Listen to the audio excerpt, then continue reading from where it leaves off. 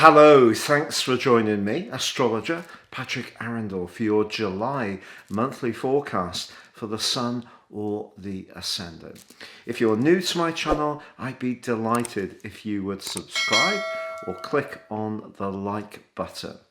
Also, if you want to download your free natal horoscope, see the link beneath this video and discover all your natal positions.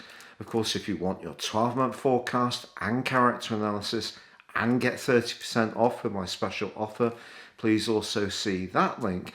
And finally, if you want to sign up for your free daily horoscope, which will go through to your device each and every morning, please also see that link too.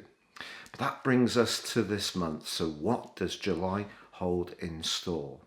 Hello Virgo, and welcome to your monthly horoscope for July. The month begins with the Sun in the part of your scope that's very much to do with how you connect to others, friendships, group interactions, networking. And also, you're going to be thinking very much about your longer term future, and that's boosted by a very powerful new moon which occurs on the 10th, and that's joined by your ruling planet Mercury on the 11th, and they're really going to help you to help crystallize your progress forwards. But it is true that there is a unique combination between the two planets of romance, Venus and Mars, in a more sheltered part of your scope through to the third week of this month. And if you are looking to meet somebody new, you're single, it could be that a relationship could develop through a friend of a friend or someone who's introduced through a mutual social contact. Or if you do get to know someone, you may actually want to keep it very quiet to begin with. But Venus combining with Mars in the 12th house also suggests that in an existing relationship, if the friendship dynamic is not strong between you, it could see you craving for something that's much more powerful, potent, and even full on in terms of passion. And it just could make you really think carefully about whether your needs are being met. But let's just rewind right back to the start of this month. So we have the Sun in the 11th house. So thinking about those future plans, your more spiritual hopes in life are very much to your situation. And the Sun is forging for the first 10 days a brilliant link with Uranus, the planet of surprises, which has been pushing you to be more adventurous and independent minded for a couple of years now. And the type of friends that excite you because they don't mind linking, they want to link, they want to collaborate, but they don't necessarily want to dominate every minute of your world. They give you space to be yourself. Those type of associations can really switch you on and excite you at the start of this month. But a professional relationship or your professional situation could feel a bit woolly, uncertain, or even confusing at the start of this month as well, because if you remember, your ruler Mercury spent much of last month in retrograde. It only came out of shadow on the 26th of June, and it's repeating a square with Neptune in your sector of relating. So if you're doing any kind of proposal or presentation to anyone who could be a potential employer, or you're trying to get a business off the ground and you need to seek collaboration and cooperation, clarity of purpose is absolutely essential. But the new moon, which does occur on the 10th, really gives you a fantastic opportunity to springboards forwards in a very dynamic way.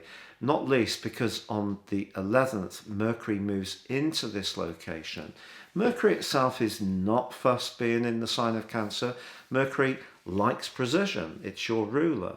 And it doesn't mind being in Gemini either, which it also is the governing planet of. But in Cancer, it does give you a rare mix of approaches. It can see you being intuitive through the emotional energy of Cancer, but also it can also see you network very positively as well. So Mercury being there through to the 28th is a real gift for you to exploit. But there is also, from the 12th to the 18th, a beautiful link between the Sun and Neptune. So if there is somebody that you feel very comfortable with, it could be in a romantic context, and things just flow between you really well, those set of days could be quite inspirational for setting those long-term goals. On the 17th, however, there's a quarter moon in your sector of resources. And if the friendships that are so important to you reveal someone who has got very different values to you, or perhaps even feels a little bit too inclined to use your property, or ask for some kind of financial help but forget to pay you back, it's something that you're not going to forget about. But on the 22nd, the Sun does join up with Venus and also Mars in your 12th house.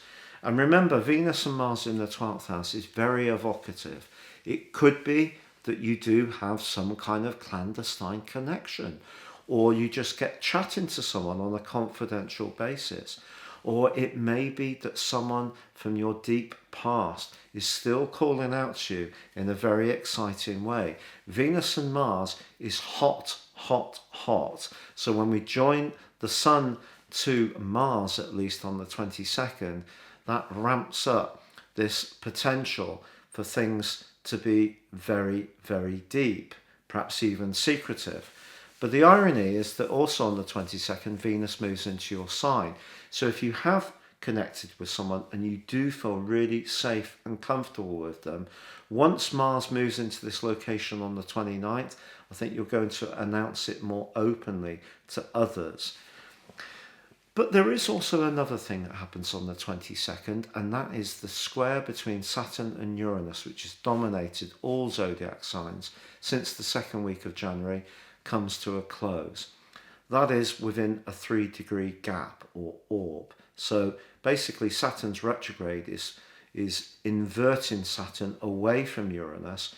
And if you have been feeling it difficult to balance where you want to be conscientious, work hard, do your bit, contribute to what you know needs to be done, but there's another part of you that wants to be freer and more experimental and not be so fettered by those obligations, if that has caused some literal headaches this year or some resentment, I think that's going to fade away a little bit as we go into the second half of the year. They do come back into conflict the last 5 weeks of 2021, but I will prime you more about that at that time.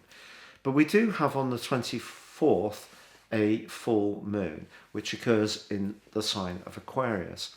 This just says to you that that most conscientious side of your nature, which Saturn has really been emphasizing since it first moved into Aquarius on the 22nd of March 2020 through to the 2nd of August, and then since the 17th of December 2020 through till now, well, having the full moon in the sign of Aquarius, if there is a situation where you really are being stretched and pulled and it's having a physical impact on you and it's not doing your mental, spiritual or emotional health much good, you really need to address that in the 2 weeks following the 24th. But Jupiter moves backwards, retrogrades into your sector of the 6th house on the 28th, which gives you more vitality. And although Mercury does move into your 12th house on the 28th to join up with the Sun, Mars moving into your sign on the 29th brings you much more into the present. So even though the Sun and Mercury end this month in a quieter, more reflective area, having Venus and Mars in your sign as the month draws to a close gives you amazing dynamism and a great deal of sexual chemistry. So I think one way or another, something's going to be cooking around your love life this month, if that's what you choose. If you're not so orientated in that direction, it could be around creativity. Don't forget, Venus does govern money, and Mars is very much about our individual needs. So if you feel that your talents are not getting the recognition they deserve, a degree of frustration could mount up in the first 3 weeks of this month. But as you get to the end of the month, you could really propel yourselves forward. As long as you're reading the runes about the vibes, which are coming from the Sun and Mercury in the 12th house, but you can be much more strident about sharing who you are and the positive parts of your nature, and most of all, how alluring you can be, perhaps by giving yourself some kind of stylish makeover as this month draws to a close.